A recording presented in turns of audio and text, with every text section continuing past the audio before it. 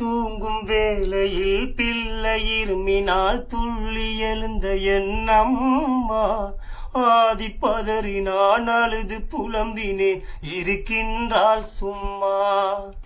எங்க சென்ற போதும் என்னை துணையாக அழைப்பாயே, சொர்க்கவாசல் போகும் போது தனியாக சென்றாயே.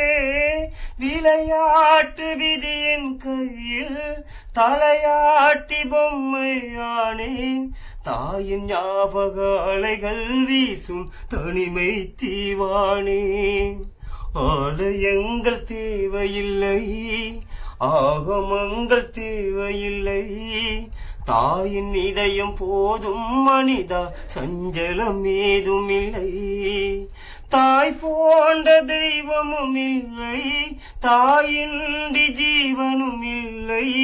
தாயின் அன்பு கடனை திருப்பி தந்தவ யாரும் இல்லை, தாயின் அன்பு கடனை திருப்பி தந்தவ யாரும் இல்லை. தாயின் அன்பு கடனை திருப்பி தந்தவ யாரும் இல்லை.